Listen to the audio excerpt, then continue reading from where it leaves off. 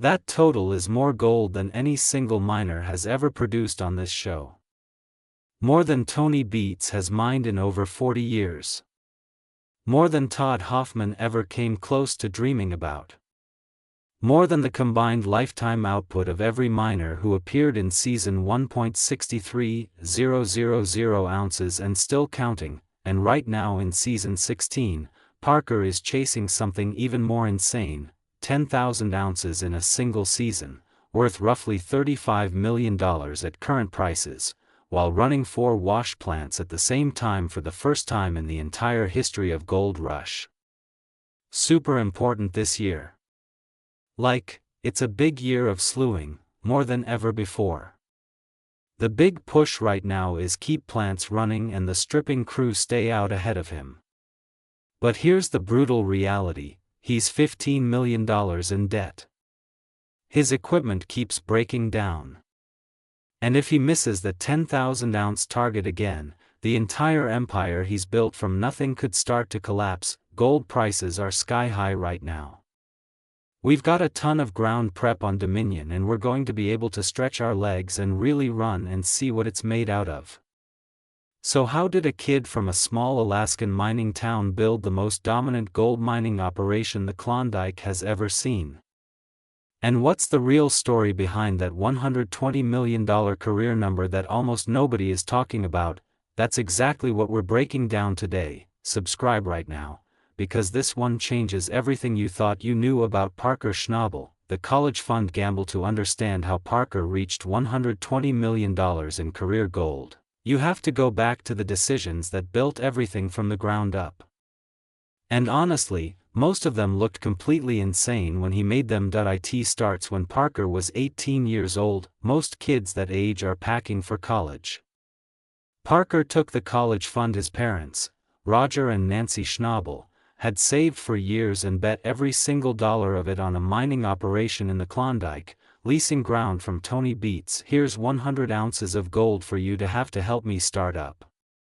Think about that for a second.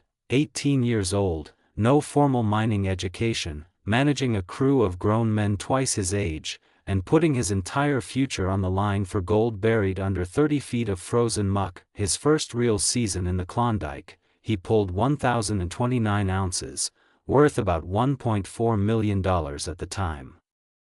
That is an unbelievable number for a rookie, but Parker didn't celebrate. He reinvested.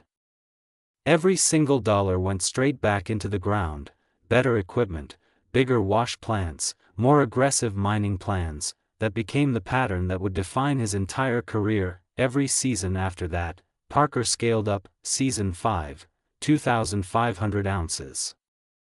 Season 7, 4,300 ounces, worth over $5 million. The numbers kept climbing because Parker kept pushing harder than anyone thought was smart. Other miners called him reckless. Veterans who'd been working the Klondike for decades said a kid his age had no business running an operation that size. Parker didn't care. He just kept digging. He came at 18 years old, never done anything down there. On the end of the day, I think he proves that he can mine in the Klondike. Yeah. War in the Klondike. Then came Season 8, and this is where Parker went from being a talented young miner to being the most dangerous competitor in the entire Klondike. Parker and Todd Hoffman made a famous 100-ounce bet: whoever mined more gold that season wins. I'm going to make another run at 5,000. Seriously, let's make it official then. What are we wagering? 100 ounces. That's like $100,000. Yeah, sure. Happy to take your money. It wasn't even close. Parker's crew finished with 6,280 ounces, worth $7.5 million. Todd Hoffman pulled 1,644 ounces. Parker beat him by nearly 4-1. When Parker showed up to collect, Todd handed over a jar of dirty, unwashed gold. Parker took it and donated the entire amount to charity. Didn't even blink. That is the kind of move that tells you exactly who you're dealing with, and that was Todd Hoffman's last season on Gold Rush. He later said it was because he wanted to focus on his music career.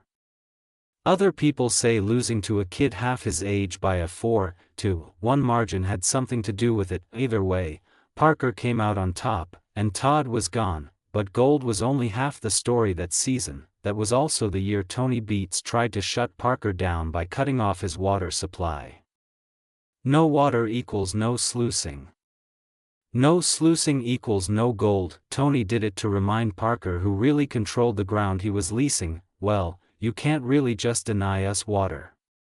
Like, I didn't, I deny you water. Go to the river. Don't have enough pipe. It's another 1,500 feet, that's not my problem. Really, is it? Well, I'm not saying it's your problem, but you've done a pretty good job is what I'm saying. Sucks the view, right? Parker was furious, but instead of backing down, he and Rick Ness hatched a plan to haul pay dirt from the mudhole claim back to wash plant Big Red, using Tony's own roads. When Tony showed up screaming that Parker's contract didn't allow him to run pay from another claim, Parker shut down Tony's claim right back. Just to prove a point. At 22 years old, he went to war with the king of the Klondike and didn't flinch. And get this, Big Red's bearings actually caught fire during all of this.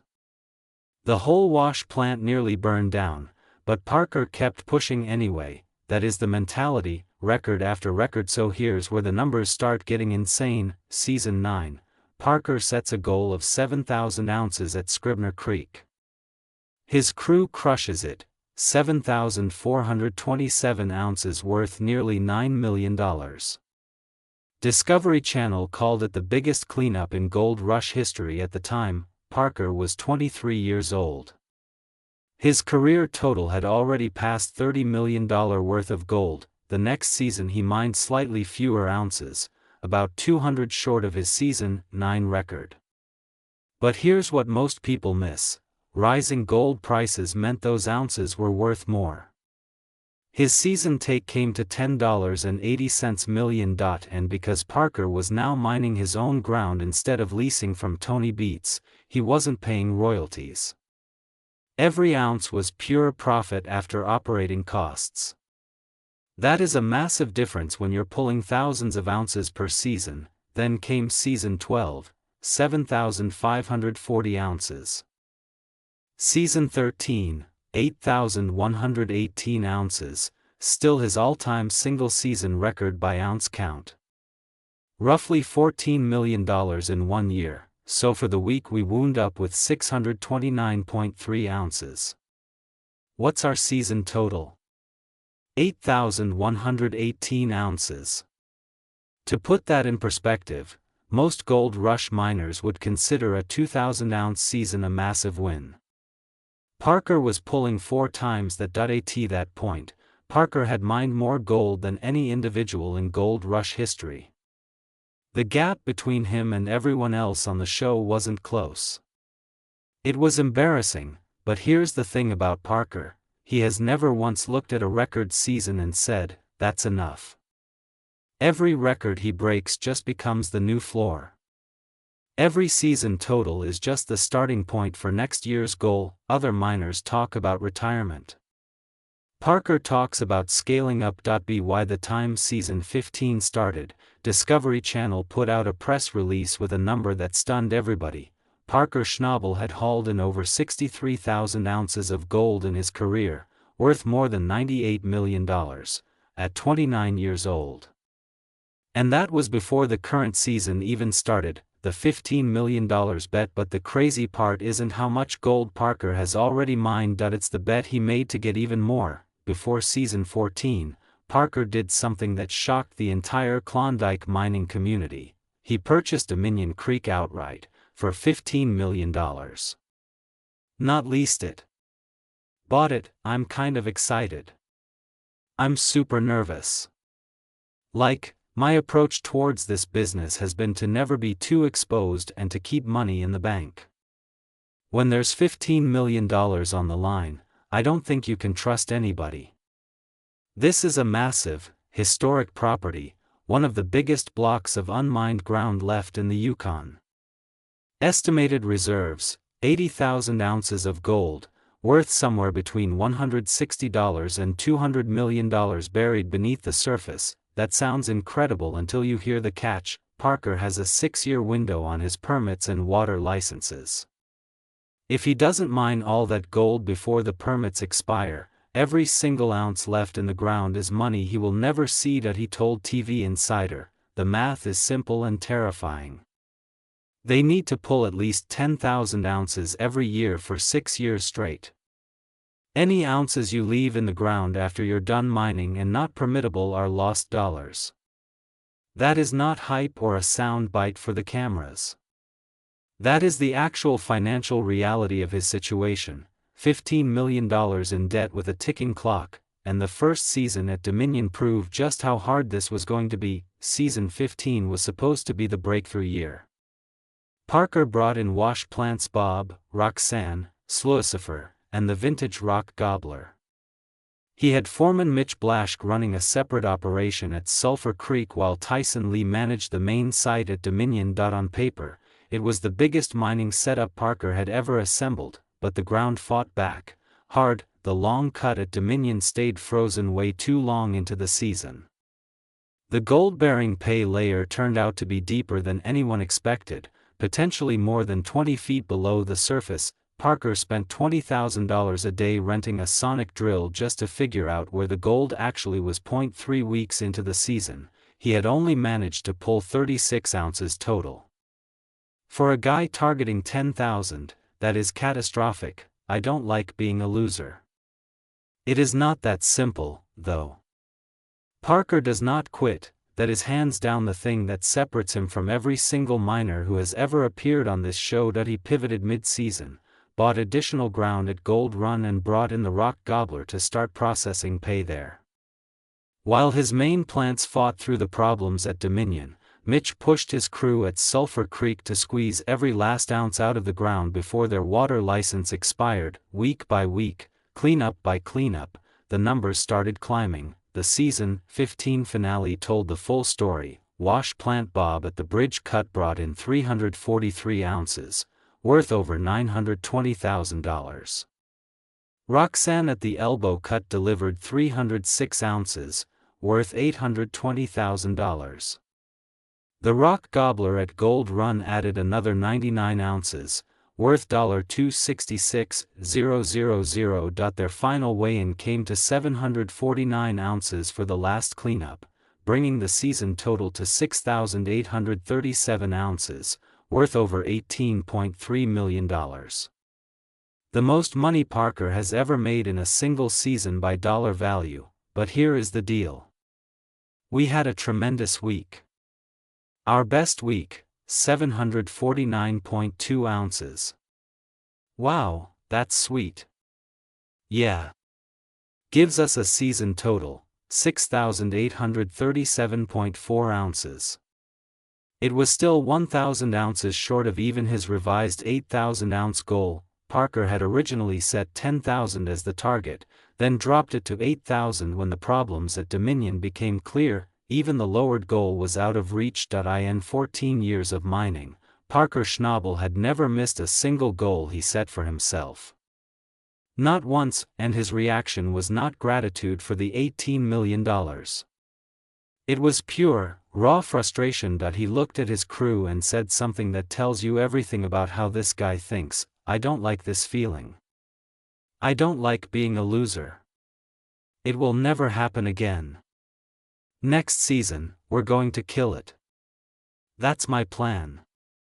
Most miners in the Klondike would throw a party over $18 million. Parker Schnabel called himself a loser. That is the gap between Parker and everybody else in this industry. 4 plants, 1 shot, and that brings us to right now, season 16.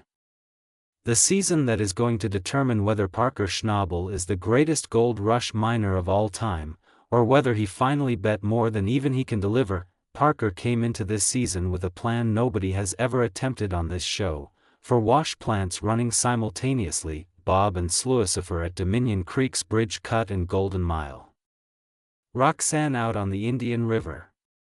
And Big Red brought back to life at the Golden Mile to run alongside Lucifer. His foreman Tyson Lee described it as the heaviest workload of his entire career, and that is a guy who has been working alongside Parker through some of the most intense seasons in Gold Rush history. The scale is almost impossible to comprehend.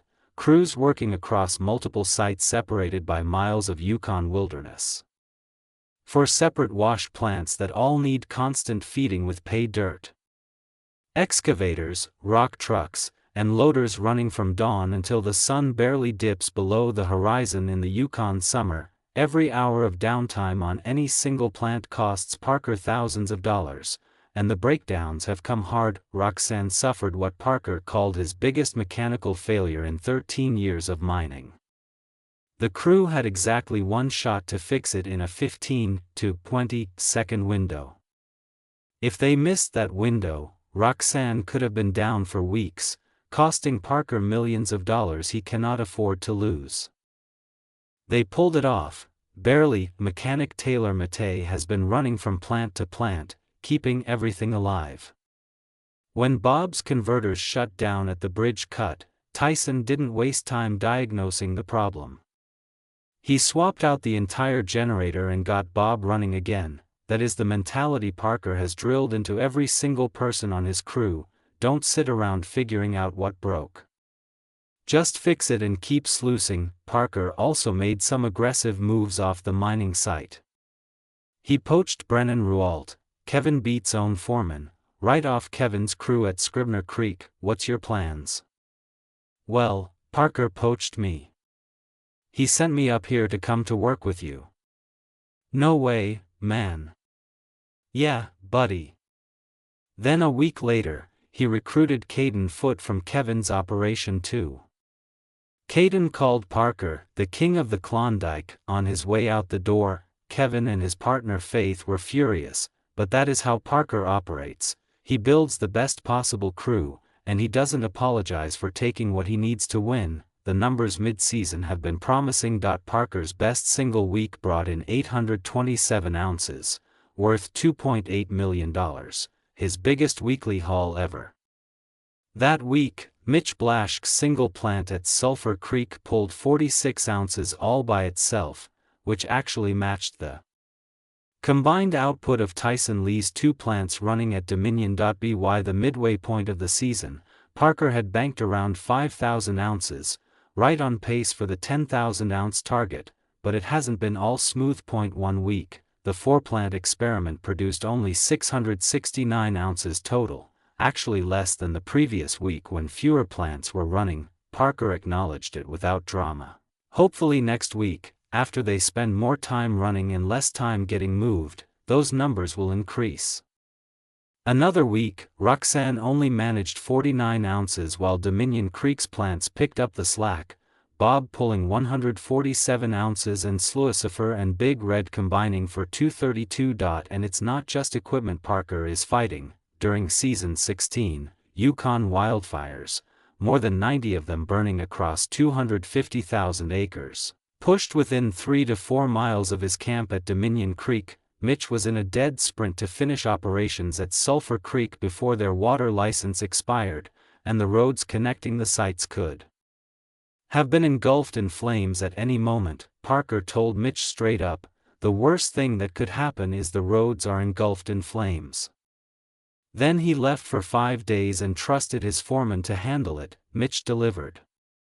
He finished sluicing the stockpile pay and moved wash plant Roxanne 25 miles to the next site, across a narrow bridge that barely fit the equipment, all while fires burned in the background. So here is the question everyone watching this season wants answered: can Parker actually do it? Can he hit 10,000 ounces? The math says it is possible. 5,000 ounces at the midpoint. For plants running. Gold prices at record highs, meaning every ounce Parker pulls is worth more money than in any previous season. At current prices, 10,000 ounces comes to $35 million. Combined with his career total of 63,000 plus ounces, that pushes Parker well past $120 million in total career gold. It's a huge accomplishment, you know, and it took everybody here. I just really want to thank you guys for the effort that you've put out. But the math also says the back half of every Yukon season is harder, equipment has been running for months and starts breaking down more often. The crew is exhausted from 20-hour days during peak summer. Temperatures drop. Morning frost eats into production hours. And the freeze is coming, no matter what. When it arrives, everything stops. Parker owns the land. He owns the debt. He owns every consequence if this does not work. When Tony Beats pulls gold, he is working claims he has operated for decades with the overhead already paid off. When Rick Ness mines, he is paying royalties to landlords. Parker spent $15 million to own Dominion Creek outright. No royalties. No landlord. Every ounce is his, but so is every dollar of risk. If the permits run out and there is still gold in the ground, that is money Parker paid for and will never recover. He said it himself, he got lucky with the timing. Gold prices went up after he bought the ground, which means it would be even more expensive now if someone else tried to buy it, but luck does not help you dig faster. He told interviewers he tries to explain his life to people and it sounds insane. I'm in the woods and you're living in a bunker washing rocks looking for little shiny rocks. Then it makes dating incredibly difficult. That is Parker, dry, understated, sitting on a $120 million career and still sleeping at the mine site because every hour of daylight counts. His grandfather, John Schnabel, founded the Big Nugget mine and put a 5-year-old Parker on his first piece of heavy equipment. He probably never imagined it would come to this. For wash plants, $15 million in debt, and a grandson chasing numbers that would have seemed like pure fantasy back in Haines, Alaska. Parker went from mining 192 ounces in his first real Klondike season to running the biggest operation in the modern Yukon.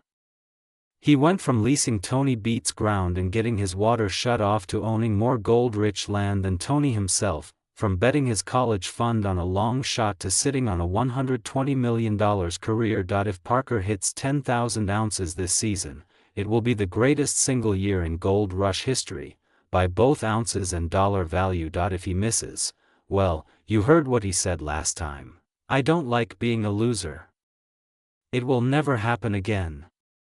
Can Parker hit 10,000 ounces, or has he finally bitten off more than even he can handle? Drop your prediction in the comments and subscribe, because however this season ends, Parker Schnabel is already the most successful miner gold rush has ever seen, and he is nowhere close to done. Music fades.